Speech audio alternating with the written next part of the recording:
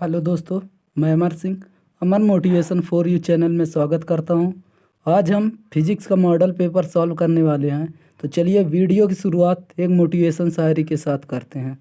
न संघर्ष न तकलीफ तो क्या खाक मजा है जीने में, बड़े बड़े तूफान थम जाते हैं जब आग लगी हो सीने में। अगर दोस्तों आपके सीने में किसी भी चीज़ के प्रति आग लगी है तो आप बोर्ड एग्ज़ाम क्या दुनिया का कोई भी एग्ज़ाम क्रैक कर सकते हो। तो चलिए अब मॉडल पेपर को हल करते हैं। देखते हैं समय आपको कितना मिलता है, 3 घंटे 15 मिनट। इसमें निर्देशांक क्या होते हैं, निर्देश सभी प्रश्न करना अनिवार्य होता है। आपका जो प्रश्न है 5 खंड में बांटा गया, आ बा सा दा और य में। खंड आ में बहुविकल्पी आते हैं 1 नंबर के। खंड ब में अति लघु आते हैं 1 अंक के। खंड स में 2 अंक के आते हैं। खंड द में 3 अंक के आते हैं और खंड य में 5 अंक के आते हैं जो विस्तृत होते हैं। अब देखते हैं खंड आ। खंड आ में पहला प्रश्न, निम्नलिखित में से किस विद्युत चुंबकीय विकिरण की तरंगदैर्घ्य न्यूनतम होती है। तो गामा किरणें की सबसे न्यूनतम होती है और सूक्ष्म तरंगे जो होती है सबसे ज़्यादा होती है। एक गतिमान कण का संवेग p है, द्रव्य तरंग की तरंगदैर्घ्य होगी। तो p बराबर जो होगा यहाँ पास लैम्डा बराबर होता है h/p। तो यहाँ पास जो द्रव्य तरंग की तरंगदैर्घ्य होगी लैम्डा बराबर h/p होती है। किरचॉफ का प्रथम नियम किस संरक्षण पर आधारित है। तो आवेश का संरक्षण पर आधारित है। पीएन संधि डायोड में उत्क्रम संतृप्त धारा का कारण है, केवल अल्पसंख्यक आवेश। अब देखते हैं पांचवा, पी टाइप एवं एन टाइप में क्रमशः बहुसंख्यक वाहक होते हैं, इलेक्ट्रॉन इलेक्ट्रॉन इलेक्ट्रॉन वोटर। तो उसका आंसर सही था कोटर इलेक्ट्रॉन। अब देखिए पांचवा क्वेश्चन, मीटर सेतु की तार निम्न में से किस धातु की बनी होती है। तो मीटर सेतु की जो तार होती है मैग्नीन या यूरेका का बनी होती है। अब देखिए खंडबा भी जितने भी क्वेश्चन होते हैं 1 नंबर के आते हैं। इसमें देखिए 6 क्वेश्चन आएंगे। तो पहला क्वेश्चन, वामर श्रेणी की न्यूनतम तरंगदैर्घ्य क्या है। हाइड्रोजन स्पेक्ट्रम में तरंगदैर्घ्य होती है 1/लैम्डा बराबर r ब्रैकेट में 1/n1 का स्क्वायर माइनस 1/n²। अब देखिए वामर श्रेणी के लिए होता है n बराबर 2। n बराबर 2 रखते हैं तो 1/, ये होता है 1/लैम्डा बराबर r 1/2 का स्क्वायर माइनस 1/3²। यहाँ पास वामर के लिए n बराबर न्यूनतम क्या रखते हैं, 3 रखते हैं। तो n बराबर 3 रखते हैं और अधिकतम अगर होती है तो अनंत लिखते हैं। तो यहाँ पास 3 रखते हैं। तो इसका जब एलसीएम लेंगे तो 9 और 4 का एलसीएम 36 आएगा। इसका डिवाइड करेंगे तो ये आ जाएगा 4 9 36 और ये आ जाएगा 9 चौक 36। घटा देंगे तो इसका आ जाएगा 1/लैम्डा बराबर 5r/36।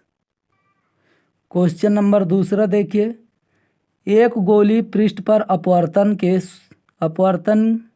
का सूत्र लिखना है। एक गोली पृष्ठ पर प्रकाश के अपवर्तन का सूत्र। तो एक गोली पृष्ठ पर प्रकाश के अपवर्तन का सूत्र होता है n/v माइनस 1/u बराबर n-r। यही सूत्र होता है। क्वेश्चन नंबर तीसरा देखते हैं, समस्थानिक का अर्थ एक उदाहरण देकर समझाइए। तो पहले सबसे समझते हैं समस्थानिक, उसके बाद इसका उदाहरण देखते हैं। समस्थानिक क्या होते हैं, ऐसे तत्व जिनके परमाणु क्रमांक समान। समस्थानिक मतलब सम स्थान, जिसका क्या हो, ऐसे तत्व जिनके परमाणु क्रमांक समान हो परंतु परमाणु भार भिन्न होते हैं समस्थानिक कहलाते हैं। एग्जाम्पल जैसे देखिए, ऑक्सीजन का परमाणु क्रमांक 8 और इसका परमाणु भार देखिए 16। यहाँ पास परमाणु क्रमांक सभी समान है लेकिन परमाणु भार अलग अलग है। अगला क्वेश्चन, रेडियो एक्टिव किरणों को विभेदन क्षमता के बढ़ते क्रम में लिखिए। तो इसको देखते हैं, इसका छोटा सा बहुत आंसर देखिए। सबसे ज़्यादा अल्फ़ा की ज़्यादा होती है, उसके बाद सबसे कम होती है, सॉरी अल्फ़ा बीटा गामा, सबसे ज़्यादा गामा की होती है, उसके बाद सबसे कम बीटा की होती है। तो ये हुआ बढ़ता हुआ क्रम। गामा की विभेदन क्षमता सबसे ज़्यादा तथा अल्फ़ा की सबसे कम होती है। तो ये बात याद रखिएगा। संधारित्र की धारिता को कैसे बढ़ाया जा सकता है? तो देखिए संधारित्र की धारिता को बढ़ाने का देखिए संधारित्र की धारिता को कैसे बढ़ाया जा सकता है? प्लेट का क्षेत्रफल बढ़ाकर। ये देखिए सी को डायरेक्टली प्रोपोर्शनल है ए के, तो अगर आप एरिया बढ़ाते हो, क्षेत्रफल बढ़ाते हो, तो संधारित्र भी बढ़ जाता है। उसके बाद प्लेट के बीच का परावैद्युतांक माध्यम को बढ़ाकर। यदि आप के का मान, परावैद्युतांक का मान भी अगर आप बढ़ाते हो तो भी उसकी संधारित्र बढ़ती है। उसके बाद प्लेटों के बीच की दूरी कम करके। अगर जब आप क्या करोगे, ये दूरी इसके क्या है, व्युत्क्रमानुपाती है, तो ये देखिए सी और ये व्युत्क्रमानुपाती है किसके, दूरी के। तो अगर आपकी दूरी कम होगी तो ये बढ़ेगा। तो ये था 3 तरह से इसको बढ़ाया जा सकता है। पहला, प्लेट का क्षेत्रफल अगर बढ़ा दिया जाए तब संधारित्र बढ़ जाएगी। और प्लेट के बीच का परावैद्युतांक, ये परावैद्युतांक इसके बीच जो होगा उसको अगर हम क्या कर दें, बढ़ा दें, तब बढ़ जाएगी प्लेट की संधारित्र। उसके बाद प्लेटों के बीच की दूरी, अगर इसकी दूरी भी हम क्या कर दें, बढ़ा दें, इसकी दूरी हम क्या कर दें, बढ़ा दें, तो भी इसका क्या हो जाएगा, इसकी दूरी अगर कम कर दें तब भी संधारित्र की धारिता बढ़ जाएगी। अगला प्रश्न देखिए, एंड गेट के लिए लॉजिक प्रतीक, बूलियन व्यंजक तथा इसकी सत्यता सारणी बनाना है। तो याद रखिए लॉजिक जो गेट है आपके सिलेबस से पूरा हट चुका है, तो इसलिए इसको आप उतना ध्यान ना दीजिए, केवल हम यहाँ पास करा दिए हैं, बस देख लीजिए। तो देखिए एंड गेट क्या है, लॉजिक गेट, इसका प्रतीक क्या होता है, ये देखिए इसमें 2 इनपुट होते हैं और एक आउटपुट होता है। इसका बूलियन व्यंजक क्या होता है, ए डॉट बी होता है, ए डॉट बी बराबर वाई। इसकी सत्यता सारणी जो होगी ए डॉट बी, जब ये होता है तो इसका गुणा होगा, देखिए 1.0.0 का 0 ही होगा, 0.1 का 0 होगा, तो इसी प्रकार 1.0 का क्या होगा, 0 होगा, उसके बाद 1.1 का 1 होता है। खंड सा, अब देखिए खंड आप आ देख चुके हैं, बा देख चुके हैं, जो कि एक एक नंबर के थे और इसमें 6 क्वेश्चन थे, तो 12 क्वेश्चन आपको एक एक नंबर के देखने को मिलेंगे। अब देखते हैं खंड सा। खंड सा जो होता है 2-2 अंक के होते हैं। अब देखिए पहला, वैद्युत फ्लक्स की परिभाषा तथा मात्रक लिखिए। ऋणात्मक वैद्युत फ्लक्स का क्या अर्थ है, अब इसको देखते हैं।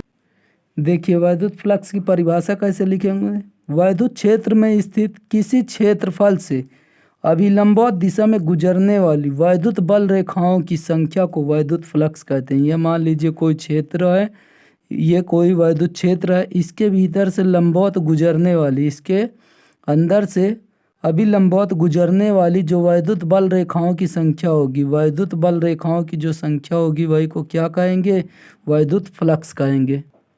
वैद्युत फ्लक्स का मात्रक वोल्ट मीटर होता है।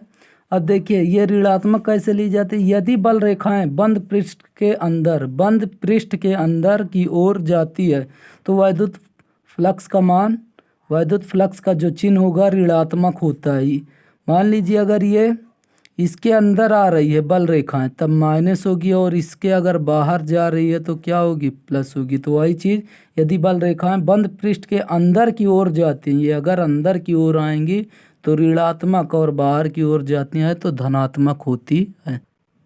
अब देखिए ख नंबर प्रश्न क्या है, एक तार में 5 एम्पीयर की धारा बह रही है, तार की अनुप्रस्थ काट से प्रति मिनट कितने इलेक्ट्रॉन गुजरते हैं। तो यहाँ पास देखिए आई का मान दिया है और प्रति मिनट बोला है तो टाइम दिया है।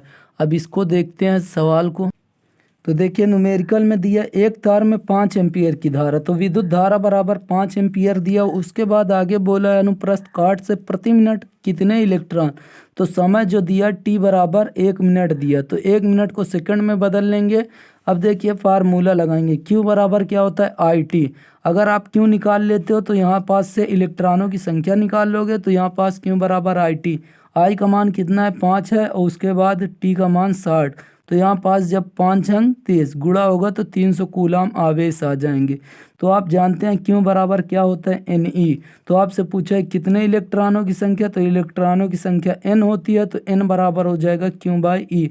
अब देखिए क्यू का मान अभी आप निकाल चुके हैं 300 कूलाम, तो क्यू का मान 300, ई का मान जो होता है 1.6 × 10⁻⁻19 कूलाम होता है। तो अब देखिए n बराबर जब इस यहाँ से भाग देंगे तो ये आएगा 187.5 गुणे 10 की घात 19। ये देखिए जब ऊपर जाएगा तो इसका साइन बदल जाएगा। उसके बाद देखिए जब इसको दशमलव को इधर ले आएंगे बाईं ओर, तब ये किस में होती है, घात इसकी जुड़ जाती है, ये प्लस में आती है बाईं ओर लाने पर, तो यहाँ पास लाएंगे 2 घात ये हो जाएगी, तो 19 2 21 हो जाएगी। इसका ये आंसर आ जाएगा। अब तीसरा क्वेश्चन देखिए ग नंबर, हाइड्रोजन स्पेक्ट्रम में बामर श्रेणी की द्वितीय रेखा की तरंगदैर्घ्य रीडबर्ग नियतांक r के पदों में व्यक्त कीजिए। इसमें करना है r के पदों में ज्ञात करना है। हाइड्रोजन स्पेक्ट्रम में देखिए, हाइड्रोजन स्पेक्ट्रम में जो तरंगदैर्घ्य होती है 1/λ बराबर कैपिटल R, ये होता है 1/2 का स्क्वायर माइनस 1/n²। अब देखिए बामर श्रेणी की द्वितीय रेखा के लिए आप क्या लोगे, n बराबर बामर श्रेणी में 3 से लेते हो तो 3 4 5 आगे भी डॉट डॉट, तो यहाँ पास देखिए ये तो पहली श्रेणी हो गई। बोला द्वितीय रेखा के लिए, तो द्वितीय के लिए यहाँ पास 4 लेंगे, तो यहाँ पास देखिए n बराबर 4 लेंगे तो 1/λ बराबर कैपिटल R 1/2 का स्क्वायर माइनस 1/4। क्यों लिए 4, क्योंकि यह दूसरी रेखा है। तो यहाँ पास देखिए 2 का स्क्वायर 4 और 4 का स्क्वायर 16, तो इसका एलसीएम लेंगे। 4 और 16 का एलसीएम 16 होता है, तो 4 से इसमें डिवाइड करेंगे, भाग देंगे, 4 चौक 16 और 16 एक अन्नम ये 16, तो 3r/60 ये होता है आपका फार्मूला। जो पूछा है कि हाइड्रोजन स्पेक्ट्रम में बामर श्रेणी की द्वितीय रेखा की तरंगदैर्घ्य क्या होगी, ये होगी 1/λ बराबर 3r/60। अब देखिए नेक्स्ट क्वेश्चन क्या है, दी ब्रोगली तरंगदैर्घ्य का व्यंजक प्राप्त कीजिए। तो ये 2 नंबर के जितने भी क्वेश्चन आपसे छोटे छोटे पूछे गए, ज़्यादातर आप देख रहे हैं कि इसमें डेरिवेशन दिया, तो डेरिवेशन ये भी है, इसको भी देखते हैं। अब देखिए दी ब्रोगली का व्यंजक कैसे निकालते हैं। तो देखिए मान लेते हैं कोई पिंड है जो m द्रव्यमान का है, माना m द्रव्यमान का कोई कण v वेग से गतिमान है, तो इसकी स्थितिज ऊर्जा जो होगी के बराबर मान लेते हैं क्या 1/mv²। इसको समीकरण 1 बना लेते हैं। अब किसी इलेक्ट्रॉन को v विभवांतर से, अगर कोई इलेक्ट्रॉन को v विभवांतर से त्वरित किया गया तो इलेक्ट्रॉन द्वारा अर्जित गतिज ऊर्जा क्या हो जाएगी, के बराबर हो जाएगी ev होगी। ठीक है, के बराबर ev हो जाएगी। अब समीकरण 1 व 2 से, समीकरण 1 व 2 को क्या कर देंगे, बराबर कर देंगे। तो आप देखिए कि के बराबर क्या है 1/mv², समीकरण 1 है, और ये देखिए समीकरण 2 है ev, तो इसके बराबर ये है। तो देखिए 1/2mv² बराबर ev², तो v का मान निकाल लेंगे यहाँ पास से, स्मॉल v का मान निकालेंगे तो ये रूट में चला जाएगा। तो स्मॉल v का अगर हम मान निकालेंगे तो ये रूट में चले जाएगा, तिरछे इधर गुणा हो जाएगा और इसका नीचे आ जाएगा, तो ये आपका समीकरण आ जाएगा। उसके बाद इलेक्ट्रॉन का जो संवेग होता है, इलेक्ट्रॉन का संवेग क्या होता है, p बराबर mv। अब देखिए यहाँ पास m को ऐसे ही रखें, v का मान यहाँ पास से उठा के रख दिए, तो समीकरण 3 से यहाँ पास v का मान रख दिए। अब देखिए m को यहाँ पास ये कैंसिल कैसे हुआ, आपको पता है, जैसे कि m ये लिखा है तो इसको हम लिखते हैं root m into root m। तो देखिए ये 2 रूट है, ये तो रूट है, तो एक रूट इससे क्या हो जाएगा, कैंसिल हो जाएगा, एक रूट इससे कैंसिल हो जाएगा, तो ये भी रूट में आ जाएगा 2emv। समीकरण इसको 4 बना लेते हैं। अब इलेक्ट्रॉन से संबंधित ब्रोगली तरंगदैर्घ्य क्या होता है, आप लोग एकदम पहले ऑप्शनल वाले में पढ़े हैं कि लैम्डा बराबर होता है h/p। आप लोग एकदम पहला देखिए खंड आ में देखेंगे तो आपको ये दिया है कि पहला शायद दूसरा या तीसरा क्वेश्चन है, h/p होता है तरंगदैर्घ्य। तो यहाँ पास लैम्डा बराबर क्या हो जाएगा, h p की जगह क्या रख देंगे, p की जगह mv रख देंगे, तो p की जगह mv रख दिए। उसके बाद लैम्डा बराबर क्या हो जाएगा, h/m, v का मान अब क्या कर देंगे, v का मान देखिए समीकरण 3 से रखने पर, समीकरण 3 कहाँ ये है, यहाँ से मान रख दिए। अब देखिए यहाँ से m फिर वैसे ही कैंसिल हो जाएगा, जैसे यहाँ पास m कैंसिल हुआ था वैसे यहाँ कैंसिल हो जाएगा, तो तो ये आपका आ जाएगा, एम से एम कैंसिल हो जाएगा तो ये रोड में चला जाएगा तो 2 MEV आ जाएगा। अब देखिए यहाँ पास आप लोग देखेंगे समीकरण 2 तो k बराबर EV है तो EV की जगह k रख देंगे, नहीं तो यहीं तक आप हल कर सकते हैं। ये इतना आपका आ जाएगा, सही है इतना। अब देखते हैं खंड सा भी हमारा समाप्त हो चुका। अब खंड द देखते हैं। खंड द क्या है? परस्पर संपर्क में रखे दो पतले लेंसों के संयोजन की फोकस दूरी के लिए सूत्र का निगमित। अब इसे सूत्र का क्या करना है? निगमन करना है। तो आप देखते हैं दो लेंसों के लिए निकालना है तो दो लेंस देखिए मान लेते हैं। माना दो पतले लेंस L1 व L2 है। ये मान लिए कि दो लेंस आपका क्या है, एक L1 है और एक L2 है, जिनकी फोकस दूरियां क्रमशः F1 व F2 है। इसकी जो फोकस दूरी होगी पहले की F1 दूसरे की F2 हो जाएगी। वायु में एक दूसरे के संपर्क में रखेंगे। ये दूसरे के क्या है?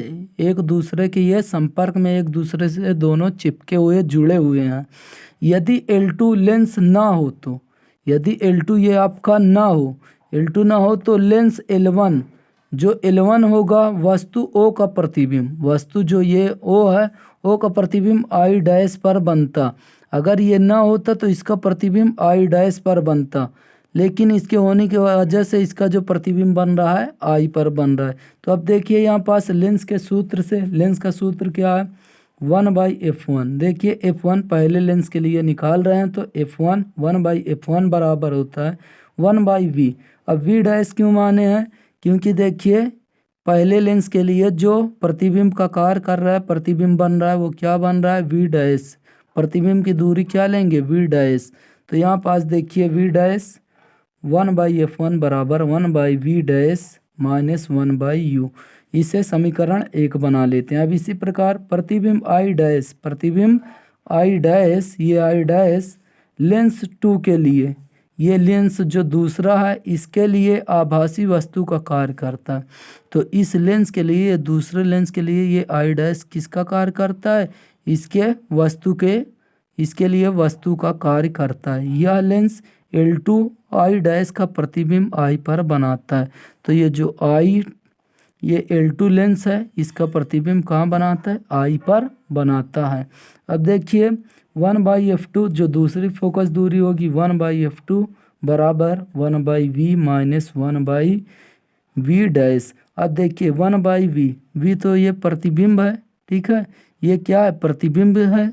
तो प्रतिबिंब जो है यहाँ पास ये V डैश किसका कार्य करेगा? V डैश जो कार्य करेगा, ये V डैश जो कार्य कर रहा है ये किसका है? I dash, sorry I dash जो कार्य कर रहा है दूसरे वाले लेंस के लिए वस्तु का कार्य कर रहा है। तो इस लेंस के लिए ये I डैश वस्तु का कार्य कर रहा है तो इसका प्रतिबिंब I बनता है। तो इसलिए देखिए जो प्रतिबिंब ये दूसरे के लिए ये बन रहा है, V बन रहा है, तो V ले लिए और ये वस्तु का कार्य कर रहा है तो यहाँ पास V डैश, U की जगह क्या ले लिए? V dash. V डैश क्यों लिए? क्योंकि ये यहाँ पास जो I डैश बन रहा है ये दूसरे लेंस के लिए वस्तु का कार्य कर रहा है। अगर यहाँ पास मान लीजिए वस्तु होती तो U लेते, लेकिन यहाँ पास क्या है? वस्तु की तरह कार्य कर रहा है तो यहाँ पास V डैश लेंगे। तो देखिए समीकरण 1 व 2 को जोड़ने पर देखिए 1/F1 प्लस 1/F2 बराबर क्या हो जाएगा? 1/V dash minus 1/U dash. उसके बाद जोड़ना है तो plus 1/V minus 1/V dash. अब देखिए 1/V डैश से 1/V डैश कैंसिल, तो यहाँ पास 1/F1 प्लस 1/F2 बराबर हो जाएगा 1/V माइनस 1/U। यहाँ पास देखिए 1/V ये इधर आ जाएगा तो माइनस में आई है तो इसको सही से लिख लेंगे तो ये हो जाएगा 1/U।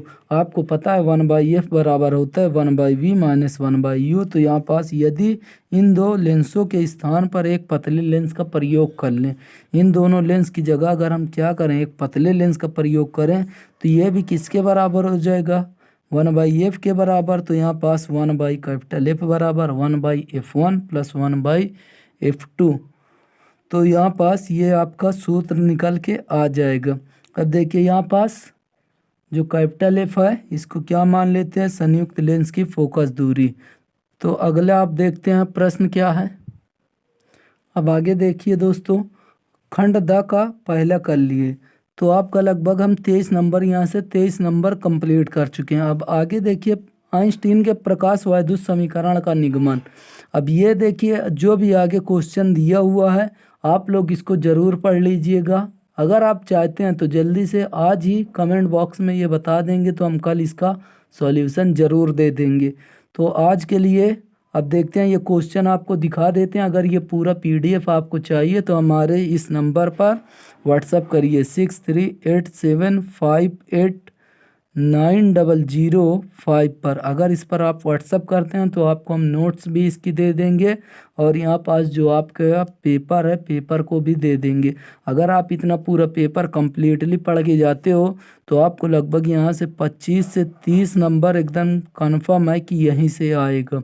तो आप लोग इसको ज़रूर पढ़ लीजिएगा। अब देखिए क्वेश्चन एक बार पढ़ के आपको जल्दी हम बता देते हैं। पहला जैसे कि आइंस्टीन के प्रकाश वैद्युत समीकरण का निगमन कीजिए, इसे पढ़ लीजिएगा। उसके बाद ब्रूस्टर के नियम से सिद्ध कीजिए अपवर्तित तथा परावर्तित किरणें परस्पर लंबवत होती है। एम्पियर का परिपथीय नियम लिखिए, इसकी सहायता से अनंत लंबाई के सीधे धारावाही तार से r दूरी पर चुंबकीय क्षेत्र का सूत्र स्थापित कीजिए। एक कुंडली का स्वप्रेरण गुणांक 40 मिली हेनरी है। इसमें वैद्युत धारा 5 मिली सेकंड में 2 एम्पियर से 12 एम्पियर हो जाती है। कुंडली में प्रेरित विद्युत वाहक बल ज्ञात कीजिए। उसके बाद प्रश्न नंबर 5वां का देखिए, एक पतले समतल उत्तल लेंस की फोकस दूरी 20 सेंटीमीटर है तथा उसके पदार्थ का अपवर्तनांक 1.5 है। इस लेंस के उत्तल पृष्ठ की वक्रता त्रिज्या ज्ञात कीजिए। खा देखिए, किसी छोटी दूरबीन के अभिदृश्य की फोकस दूरी 144 सेंटीमीटर तथा नेत्रिका की फोकस दूरी 6 सेंटीमीटर है। दूरबीन की आवर्धन क्षमता कितनी है? अभिदृश्यक तथा नेत्रिका के बीच पृथक्कन दूरी क्या है? एलईडी क्या है? परिपथ बनाकर इसके वीआई अभिलाक्षणिक को प्रदर्शित कीजिए। तो ये सभी आपके 3-3 नंबर के प्रश्न हैं जो कि आपको करना है और इसको आप लोग एग्ज़ाम देने से पहले ज़रूर एक बार पढ़ के जाइएगा, क्योंकि यहाँ से लगभग हो सकता है आपको इससे ऊपर भी आपको यहाँ से क्वेश्चन देखने को मिल सकता है। तो व्हाट्सअप के लिए ये याद रखिए कि इस नंबर पर आप व्हाट्सअप अगर हमें कर देते हैं तो आपको हम नोट्स और ये पेपर भेज देंगे आज ही। अब देखिए अगला क्वेश्चन क्या है, किरचॉफ के नियमों को परिपथ चित्र बनाकर किरचॉफ का नियम यहाँ पास आपको बताना है। अब आगे क्वेश्चन देखते हैं। देखिए किरचॉफ के नियमों को परिपथ चित्र बनाकर समझाइए, या तो इसको आप लिख सकते हो या तो अगला प्रश्न दिया है अथवा करके, एक समतल विद्युत चुंबकीय तरंग में दोलित चुंबकीय क्षेत्र। आपको ये दिया, उसके बाद आपको पहला प्रश्न इसमें ज्ञात करना, विद्युत चुंबकीय तरंग की तरंगदैर्ध्य ज्ञात कीजिए। इसलिए आपको हम कह रहे हैं कि इसे आप हल करके जाइए, क्योंकि इसमें जो अथवा करके दिया है इसमें से आपको कई क्वेश्चन मिल जाएंगे। अथवा करके ये देखिए इसमें सभी अथवा करके क्वेश्चन दिए हैं, तो इसमें से कंफर्म है कि एक आध 2 क्वेश्चन आपको ये 5 नंबर से देखने को मिल जाएगा। अगर 2 क्वेश्चन भी मिल गए तो आपके 10 नंबर इधर से तैयार हो जाएंगे और आगे से भी। अब देखिए अंगा नंबर जो क्वेश्चन है, किसी उत्तेजित हाइड्रोजन परमाणु के इलेक्ट्रॉन की ऊर्जा -3.4 इलेक्ट्रॉन वोल्ट है। इस इलेक्ट्रॉन का कोणीय संवेग ज्ञात कीजिए। दिया है, क्या दिया है? nवीं कक्षा में इलेक्ट्रॉन की ऊर्जा ये दी है, उसके बाद h का मान भी ये दिया। अब देखिए खंड या शुरू हो जाता है। अब खंड या में कितने क्वेश्चन करने हैं ये भी देख लीजिए। एक दिया है, उसके बाद यहाँ से देखिए 1 दिया, उसके बाद 2 दिया, 2 यहाँ पास हो गया, उसके बाद ये देखिए 3 हो गया, 3 के बाद ये 4। तो आपको खंड या में 20 नंबर के क्वेश्चन देखने को मिलेंगे जो विस्तृत होते हैं। तो अगर आप ये 8 क्वेश्चन पढ़ लेते हैं ना तो यहाँ से कंफर्म है कि 1-2 तो आपको आना ही है। तो अब देखिए संधारित्र की धारिता की परिभाषा लिखना है, उसके बाद समांतर प्लेट संधारित्र की धारिता का व्यंजक प्राप्त कीजिए।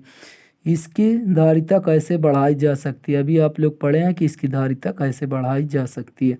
अथवा करके दिया, रेखीय आवेश घनत्व से क्या तात्पर्य है? गॉस की प्रमेय की सहायता से एक समान रूप से आवेशित अनंत लंबाई के सीधे तार के निकट वैद्युत क्षेत्र की तीव्रता के लिए व्यंजक प्राप्त कीजिए। अब देखिए 7वां क्वेश्चन क्या है, इतने त्रिज्या के वृत्ताकार मार्ग पर एक इलेक्ट्रॉन इतने चाल से चक्कर लगाता है। तो ये क्वेश्चन आप कर लीजिए। उसके बाद दो अथवा करके दिए, दो समांतर धारावाही चालकों के बीच कार्य करने वाले बल का सूत्र प्राप्त करना है। उसके बाद देखिए 8वां क्वेश्चन, एलसीआर संयोजन के लिए श्रेणी अनुनादी परिपथ बनाइए। इस परिपथ के लिए अनुनादी आवृत्ति का सूत्र अनुनादी आवृत्ति प्रतिरोध पर कैसे निर्भर करती है। अब अगला क्वेश्चन देखिए अथवा करके इसमें दिया, यंग के प्रयोग में 4000 एंगस्ट्रॉम तरंगदैर्घ्य का प्रकाश प्रयुक्त करने पर 2 मीटर दूरी पर स्थित पर्दे पर दीप्त फ्रिंज की चौड़ाई 0.6 mm प्राप्त होती है। यदि पूरा उपकरण 1.5 अपवर्तनांक के द्रव में डुबा दिया जाए तो फ्रिंजों की चौड़ाई ज्ञात कीजिए। उसके बाद देखिए लास्ट क्वेश्चन क्या है, एनपीएन ट्रांजिस्टर में वैद्युत चालन की क्रिया को समझाना है। इसमें आधार पतला क्यों होता है पीएनपी ट्रांजिस्टर की तुलना में, यह अधिक उपयोगी क्यों है। तो इसमें आपको अंतर भी देना है। उसके बाद देखिए अथवा करके दिया, हाइगेंस के द्वितीयक तरंगिकाओं के सिद्धांत। तो ये वेरी वेरी मोस्ट इम्पोर्टेंट है, तो इसे आप लोग ज़रूर पढ़ के जाइए। तो ये थे आपका, यह था पूरा आपका पेपर। इसे आप अगर एक बार पढ़ के जाते हो तो लगभग आपको यहाँ से 25 से 30 नंबर देखने को बोर्ड एग्ज़ाम में मिलेगा। और अगर आप चाहते हैं इसका नोट्स या पीडीएफ तो आप 6387589005 पर व्हाट्सअप कर सकते हैं।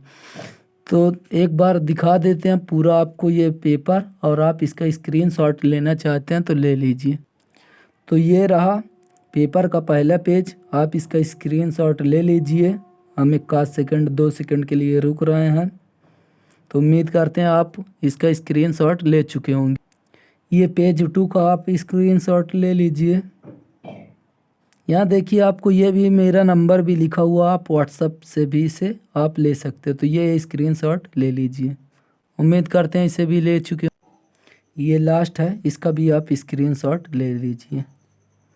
तो धन्यवाद। अगर आपको ये वीडियो अच्छी लगी या ऐसे ही अगले पेपर की वीडियो चाहते हैं तो आप इस चैनल को सब्सक्राइब करें और इस वीडियो को लाइक करें और शेयर करें ज़्यादा से ज़्यादा दोस्तों के साथ। तब तक के लिए धन्यवाद।